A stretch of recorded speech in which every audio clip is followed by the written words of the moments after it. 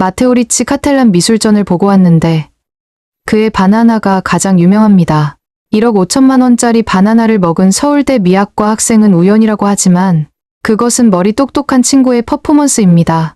2019년 일어난 일을 그대로 기억하고 공짜로 먹을 수 있고 처벌이 없다는 것을 인지하고 한 행동입니다.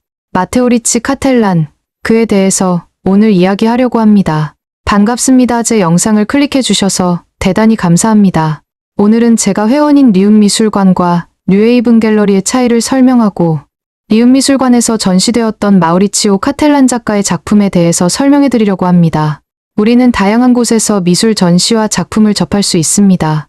예를 들어 국립현대미술관이나 삼청동의 크고 작은 갤러리들, 그리고 세종문화회관이나 예술의 전당 등 전시 공간은 도처에 있습니다. 미술 작품을 만나볼 수 있는 이러한 공간들은 어떤 특징을 가지고 있을까? 명칭은 약간씩 다를지라도 크게 미술관과 갤러리로 나누어 각각의 특징들을 살펴볼 수가 있습니다. 먼저 미술관은 엄밀히 말하면 미술박물관 (Art Museum)으로 과학박물관, 악기박물관이 있듯이 미술을 다루는 박물관입니다. 미술관을 설립하기 위해서는 관련 기관에서 요구하는 자료 소장품, 인력학예사, 시설을 갖추고 미술관 등록 과정을 거쳐야 합니다.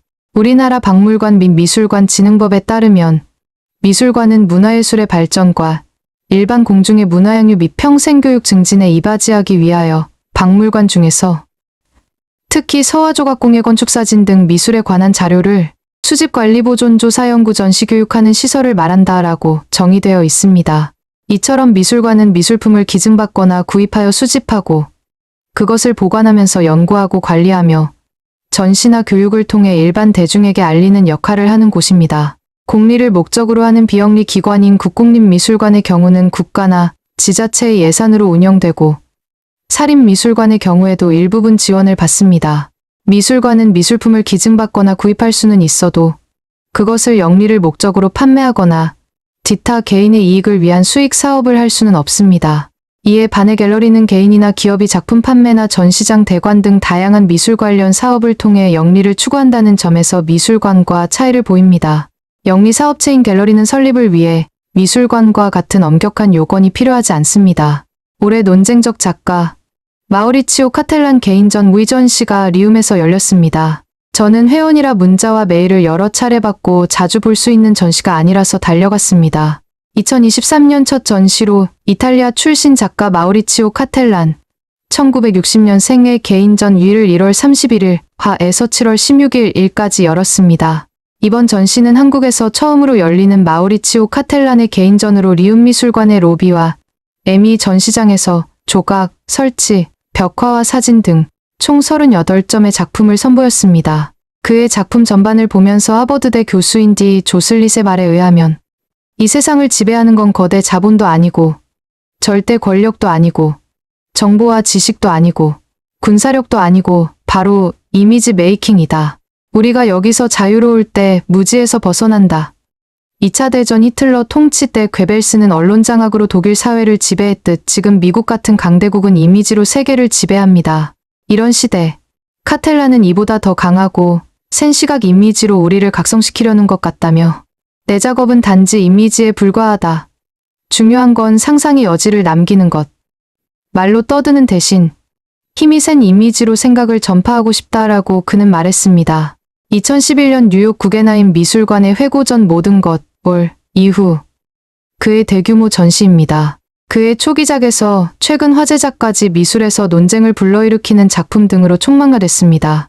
그는 이번 전시 관객에게 미술 감상의 비법으로 절대 아티스트 말 듣지 마라. 각자 해석하라. 라고 권합니다. 또 모 일간지 인터뷰에서 젊은 미술학도에게는 예술의 길은 외로우며 반드시 교육을 통과해야 하는 건 아니다. 우선 유명해지고 인정받는 걸 목표로 삼지 말고 예술을 성찰의 도구로 사용할 때 성공할 수 있다라고 충고합니다. 그러나 배고른 예술가들에게는 그렇게 하는 게 힘들지 않을까요? 권위에 맞서는 게 예술 속성을 가진 그는 어떻게 유명 작가가 되었나 궁금해졌습니다. 최근 그가 우리에게 알려진 건 2019년 아트바젤 마이애미에서입니다. 벽에 바나나를 테이프로 붙인 작품이 1억 4천만 원에 팔려나갔기 때문입니다. 작품명도 코미디언이라 붙였습니다. 리움미술관 김성원 부관장은 이에 대해 미술시장과 아트페어의 민낯을 풍자한 것으로 미술에서 돈이 다가 아님을 은근슬쩍 비꼬았다라고 평했습니다. 이에 앞서 그를 유럽에서 유명하게 한 건 1999년 쿤스트할레 바젤에서 열린 작품 9번째 시간 때문입니다. 굵은 카펫 바닥에 교황 요한 바오르 2세가 운석에 맞고 쓰러진 조각입니다. 당시 이 전시로 미술관 디렉터 등이 해임되는 소동이 있었습니다.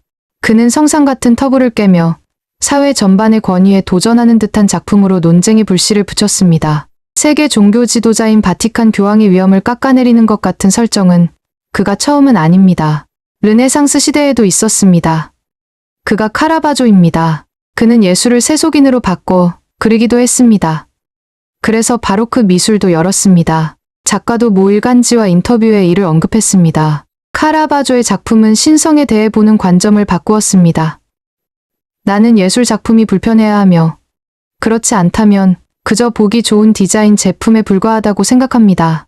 예술은 언제나 권위와 맞서는 과정에 있으며 아픈 곳을 긁어주는 손톱 같다. 라고 말입니다. 부조리극 같은 작품들로 유명한 그는 그는 정식 미술 교육을 받아본 적 없는 비전공자입니다. 경악할 일입니다. 트럭 기사였던 아버지와 청소부였던 어머니 사이에서 태어났습니다. 영안실 직원부터 정원사, 간호사 등 다양한 직업군 전전했습니다. 가구 디자이너로 일하다 미술계에 몸담았습니다. 그러나 그는 거침이 없었습니다. 하늘의 별 따기보다 어려운 미술 스타로 등극하는 모종의 반란을 꿈꾸었습니다.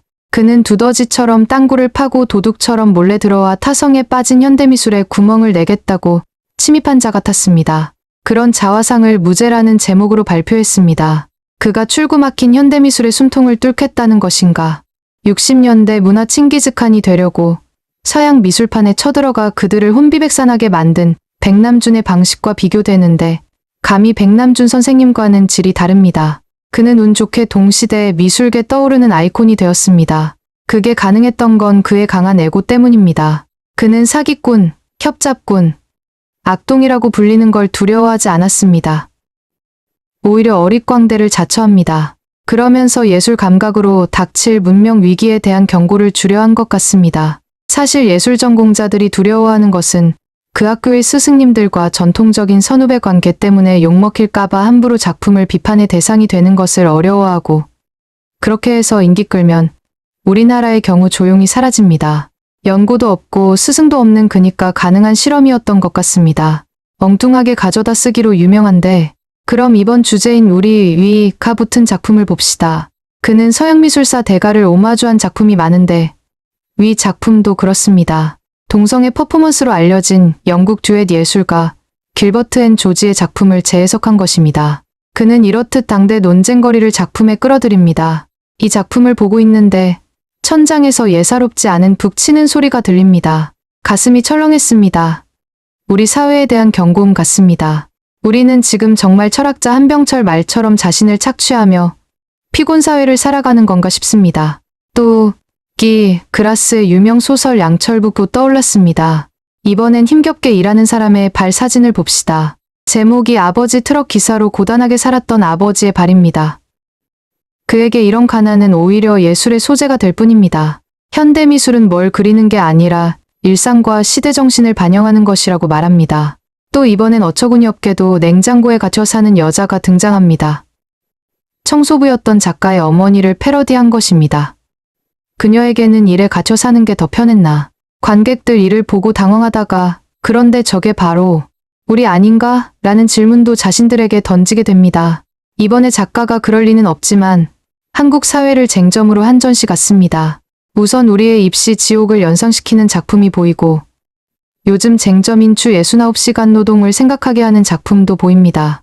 그리고 전시장 입구와 로비에 설치된 노숙자를 보고 깜짝 놀랐습니다. 밀랍 인형인데 진짜 사람인 줄 알았습니다. 제목도 동훈과 준호이라는 한국 이름을 붙였습니다. 백남준은 예술이란 대중을 얼떨떨하게 만드는 것이다라고 했는데 그의 작품을 보니 정말 그렇습니다. 또 그는 기존 개념을 뒤엎으며 반예술 안치아트를 한 마르셀 듀샹도 많이 닮았습니다. 영미문화 비틀기가 그의 주제입니다. 위밤은 미국의 골칫거리이고 인권침해인 총기 사고가 주제입니다. 작년 뉴욕타임스가 미국 10대 사망률 중 총기 사고가 가장 높다고 보도했습니다. 성조기를 바탕으로 해 100여 곳 총 자국이 나 있습니다. 그가 직접 총으로 쏜 것입니다. 그는 이런 껄끄러운 주제도 속 시원하게 처리합니다. 이뿐 아니라 흰천이 덮인 코끼리상은 이건 누가 봐도 미국 극우단체 KKK 풍자한 것입니다. 또 물구나무선 2명, 미국 경관은 어떤가? 경찰 국가의 한 면모를 보여주고자 한 것입니다. 이번엔 영국입니다. 1874년 이후 영국이 다른 나라와 축구에서 진 기록만을 참전비 같은 벽보에 빼곡히 적어놓았습니다. 결국 이탈리아가 영국과 축구에서 승리한 스코어만 적어놓은 셈입니다. 그가 이탈리아 작가 아니랄까 녹인 것입니다. 그의 모국 이탈리아와 영국의 비교라면 축구보다 문화가 더 좋을 텐데 말입니다. 예컨대 작곡가를 보면 영국은 베토벤급 작곡가를 거의 찾아볼 수 없습니다. 핸델도 독일인입니다. 그러나 이탈리아는 로시니, 베르디, 푸치니, 비발디 등 세계적 작곡가가 수두룩합니다. 아래 작품 무제는 칼로 캔버스를 찢는 회화로 유명한 루초 폰타나에게 헌정한 것입니다. 그런데 부제가 조로입니다. 좀 풀어 설명하면 난 미술의 이단아로 조로처럼 다빈치, 피카소 등 거장도 칼로 다 치겠습니다. 그래서 세계 미술을 평정하겠다는 뭐 그런 블랙 유머입니다. 그런데 과연 이런 호언장담이 통할까? 어쨌든 그의 패기는 대단합니다. 이미지 지배로부터 자유를 얻고자 했습니다. 그의 작품 전반을 보면서 하버드대 교수인 디 조슬릿의 말이 떠오릅니다. 이 세상을 지배하는 건 거대 자본도 아니고 절대 권력도 아니고 정보와 지식도 아니고 군사력도 아니고 바로 이미지 메이킹이다. 우리가 여기서 자유로울 때 무지에서 벗어난다. 2차 대전 히틀러 통치 때 괴벨스는 언론 장악으로 독일 사회를 지배했듯 지금 미국 같은 강대국은 이미지로 세계를 지배한다. 이런 시대, 카텔라는 이보다 더 강하고 센 시각 이미지로 우리를 각성시키려는 것 같다. 네, 작업은 단지 이미지에 불과하다. 중요한 건 상상의 여지를 남기는 것. 말로 떠드는 대신 힘이 센 이미지로 생각을 전파하고 싶다라고 그는 말했다. 제2의 듀샹이라고 말하게 되어 대중적이게 된 이 작가를 알기 전에 마르셀 듀샹에 대해 간략하게 알 필요가 있습니다. 그렇다면 듀샹을 알아볼까요? 듀샹은 평소 이렇게 말했습니다. 이제 회화는 망했어. 저 프로펠러보다 멋진 걸 누가 만들어낼 수 있겠어. 말해보게. 자넨 할 수 있나? 마르셀 듀샹. 1912년 항공공학 박람회를 관람한 뒤 친구 콘스탄틴 브랑쿠시에게 한 말입니다. 예술가는 영혼으로 자신을 표현해야 하며 예술 작품은 그 영혼과 하나가 되어야 한다. 마르셀 듀샹. 자신을 소변기 샘의 영혼과 동격으로 놓으며 말했습니다. 그림을 그린 것. 삶을 이해하는 요인으로 삶의 방식을 창조하기 위해 예술을 한 것. 살아있는 동안 그림이나 조각 형태의 예술작품들을 창조하는 데 시간을 보내기보다는 차라리 내 인생 자체를 예술작품으로 만들기 위해 노력한 것이 가장 만족스럽다. 마르셀 듀샹, 예술가로서 살아오며 가장 만족스러운 것이 무엇이던가 하는 질문에 답하며 말했습니다. 프랑스의 예술가이자 오늘날 현대미술에 지대한 영향을 미친 위대한 예술가 중 한 명으로 현대미술을 논할 때 빠지지 않고 거론되는 작가입니다. 현대미술과 철학의 관계에 대해 물질과 개념의 앵프라망스라는 개념을 제시한 것으로도 유명합니다. 흔히 현대미술은 난해하다는 인식을 심어주는데 큰 영향을 끼쳤습니다. 대표작으로는 샘, 큰 유리, 자전거 바퀴 의자, 주어진 애탕 도네과 이 밖의 텍스트 작업, 이동식 작품 상자, 체스판, 로즈 셀라비 연작 등의 수많은 작품이 있습니다. 개념미술의 창시자이자 선구주자로 불리고 다다이즘과 관련하여 레디메이드를 창시하였습니다. 1887년 7월 28일에 노르망디의 작은 마을인 블랭빌에서 태어났습니다. 듀샹의 아버지는 공증인이었으며 듀샹은 6남매 중에서 셋째였습니다. 듀샹 위로 두 형이 예술가로 먼저 데뷔를 했는데 듀샹이 자신도 예술을 하겠다 하자 형들이 듀샹을 무시했다고 합니다. 이에 열등감을 느끼고 뭔가 새로운 것을 만들어내야 한다는 강박관념을 가지고 있었다고 합니다. 초현실주의의 파리 다다 작가와 예술가들과 교류하며 작품을 많이 남겼습니다. 제2차 세계대전으로 프랑스를 떠나 미국으로 망명한 뒤 1955년에 미국 국적을 취득했습니다. 듀샹의 작품과 아이디어는 제1차 세계대전 이후 미술의 발전에 많은 영향을 주었으며 많은 근대 미술 수집가에게 한 조언은 수집가들이 서양 미술 세계의 취향을 형성하는 데 도움을 주었습니다. 계단을 내려오는 누드는 듀샹의 초기 작품 중 가장 파격적인 작품이었습니다. 이는 당대 미래주의와 마찬가지로 신기술인 활동사진을 어떻게 회화로 풀어낼 것인가를 고민하다 만든 작품이라고 합니다.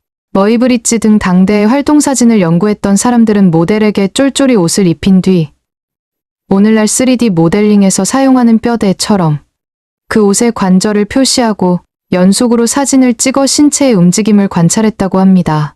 형 중에 의사가 있었던 듀샹은 이런 신기술들을 잘 알고 있었고 이를 회화에 적용했다고 합니다. 서로 아무 연관이 없는 사물들을 엉뚱하게 결합하여 사물이 가진 본래 용도를 제거한 대신 새로운 예술적인 느낌을 만들어내는데 성공한 것입니다.